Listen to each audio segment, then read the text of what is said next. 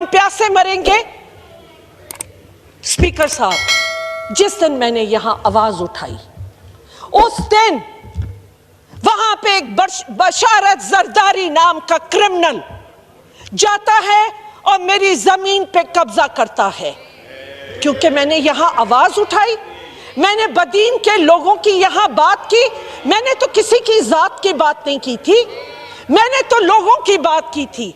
एक क्रिमिनल बशारत जरदारी 2019 में भी उसने मेरी जमीन पे कब्जा किया था और उसके लिए वहां पे रेंजर्स को बीच में आना पड़ा, यहां से फेडरल गवर्नमेंट को आना पड़ा, कोर्टों में केस गए। लेकिन कोर्ट, क्योंकि पुलिस ने एक वीक एफआईआर बना के, एक कमजोर केस बना के और वहां पे पेश किया। ये मैं कोर्टों को बताना चाहती हूं, जब आप क्रिमिनल्स को ऐसे आजाद करते हैं, एक दफा फिर उस शख्स ने मेरी जमीनों पे वहां पे अटैक किया। भाई, आपका पेट भरता है किसी तरह? क्या चाहते हैं? किसी के हलाल की रोजी भी ना रहे? आपका वो क्रिमिनल रहता है पेगरो शुगर मिल में, उसके पास जो वेपन्स है, पुलिस का एतराफ है कि उनके पास वो वेपन्स नहीं है जो उस बशारत जरदारी के पास है। और बैकग्राउंड निकलवाइए, गूगल करके देखिए कि वो कौन शख्स है। स्पीकर साहब, मैं आपके जरिए इस प्लेटफॉर्म से मैं ये इंसाफ चाहती हूं। मुझको और मेरी फैमिली को थ्रेट है। मेरा बेटा संभालता है वो जमीन और वहां पे रोजाना जाके वो बशारत जरदारी फायरिंग करके कब्जा करना चाहता है। मैं किससे अपील करूं? मैं यहां फॉर्मर स्पीकर भी रही हूं, मैं आपकी कॉलीग इतने सालों से यहां आ रही हूं, मैं बार बार इस प्लेटफॉर्म से ये बात उठा रही हूं। जहां लोगों की जिंदगियों को खतरा है और रिस्क है, आप प्यासा, भूखा, बीमारी, 20 बच्चे आज कुत्तों के केस में एक दिन के वो हैं। आप तो लाड़काना को इंसाफ नहीं दे सके हैं, आप बात करते। स्पीकर साहब, मैं एक दफा फिर आपके और प्राइम मिनिस्टर को इनको बताती हूं कि मेरे और मेरे खानदान की जिंदगी को थ्रेट है। जब तक ये क्रिमिनल बशारत जरदारी को जो वहां स्टैब्लिश किया गया है, जो लोगों से भत्ते ले रहा है, क्रिमिनल एक्टिविटीज कर रहा है, जब तक ये ऐसे लोगों को वहां जाएगा, हर सिंध की डिस्ट्रिक्ट के क्रिमिनल के हवाले कर दी गई है। बिलावल साहब आए, मुझे बहुत खुशी हुई। बिलावल साहब ने वहां पे लोगों ने शोर मचाया पानी का। मुझे बहुत खुशी हुई कि उस पे कहा गया कि मिनिस्टर इसका जवाब दे और नहीं जवाब देगा तो उसको निकाला जाएगा। मैं, क्योंकि उनकी वो वीडियो चली है और उन्होंने कहा है, मैं चाहूंगी वो यहां भी ये कमिटमेंट दें।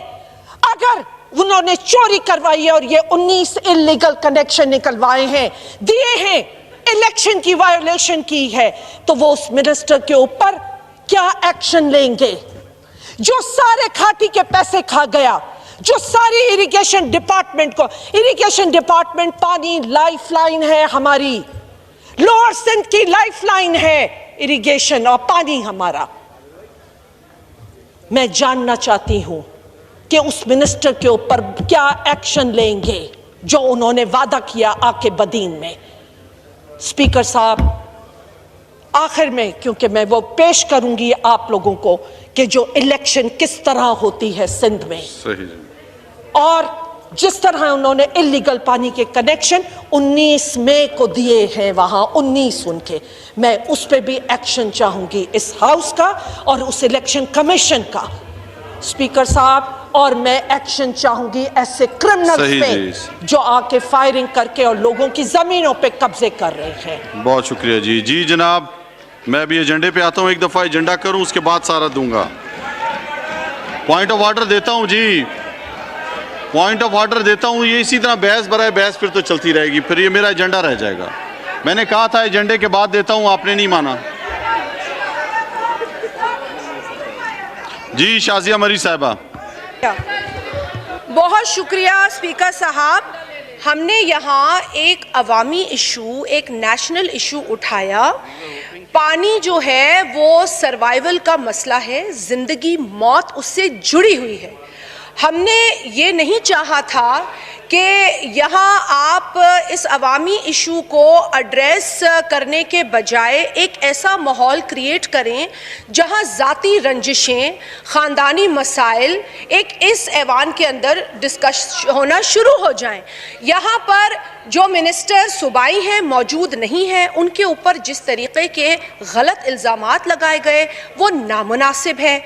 यहाँ मौजूद अगर ऑनरेबल बिलावल भुट्टो जरदारी साहब मौजूद नहीं हैं तो उनका नाम लेना भी नामुनासिब था। जहाँ तक पानी की शॉर्टेज का मसला है सर, वो एक बड़ा बुनियादी इशू है। हम यहाँ लोन माफ़ कराने की बातें नहीं कर रहे हैं, हम यहाँ पानी के इशू पर बात कर रहे हैं। हम लिंक कनाल्स को शॉर्टेज के दौरान ना खोले जाने की बात कर रहे हैं। हम ये बात कर रहे हैं कि सिंध के साथ इस वक्त नाइंसाफी हो रही है। हम ज़राअत के लिए मर गए हैं, हमारे पास पीने को पानी नहीं है, हमारे पास मुर्दे दफन करने को पानी नहीं है। और अगर आज भी कोई जाती सियासत करता है सर, 600 वोट लेकर अगर आपकी सियासत नाकाम हुई तो वो पाकिस्तान पीपल्स पार्टी की वजह से नहीं हुई है। पाकिस्तान पीपल्स पार्टी ने खिदमत की है। मैंने सांगड़ में इलेक्शन लड़ा है, मैंने वहां के बुत गिराए हैं और सिर्फ पीपल्स पार्टी के झंडा लहरा कर गिराए हैं। वहां पर हमने झूठे वादे नहीं किए हैं, हम लोगों के साथ खड़े हुए हैं। सैलाब हो, कहत हो, बारिश हो, कोई भी सिचुएशन हो sir, this is not the way. I take exception to the behaviour. यहाँ पर इस तरीके की बात और एक सही है जी, मैं भी एजेंडे पे आऊंगा जी, मैं एजेंडे पे आऊंगा। मैं यहाँ पे ये बात हो गई है, सबको पैगाम पहुंच चुका है, पानी के मसले का सबको पैगाम आ चुका है जी। जनाब आइटम नंबर 28 सैयद जावेद हसनैन साहब, आप पे इल्ज़ाम नहीं है, बात आपने पूरी की, आपको मैंने पूरा मौका दिया है आपको। अब मैं सारे ईवान में सिर्फ मैं अभी सबको मैं अपना एजेंडा भी चलाऊं नहीं।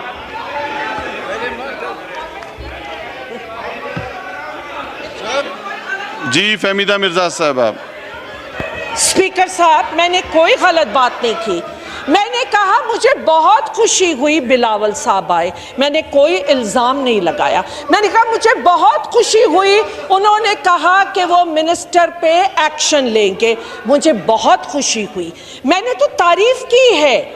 और दूसरी चीज़ आपने बात की कि सिंध का मसला है और सिंध के, मैंने सिंध की बात की है, क्या बदी सिंध का हिस्सा नहीं है? क्या लाड़काना सिंध का हिस्सा नहीं है? मैंने लाड़काना में कुत्तों के बच्चों के मरने की बात की। मैंने बात की अगर पानी की, तो मैंने कहा जो सिंध चुरा रहा है सिंध के अंदर, मैंने कहा कि लिंक्स नहीं खुलने चाहिए, मैंने भी सिंध की बात की, मैंने लिंक्स का। लेकिन मैं ये कहती हूँ कि जो बिटवीन सखर बैराज से लेके कोटरी बैराज के बीच में पानी चोरी हो रहा है, उसके जिम्मेदार कौन है? सही जी, उसके जिम्मेदार कौन है? मैं आगे चलता हूँ, बहुत शुक्रिया, बहुत शुक्रिया।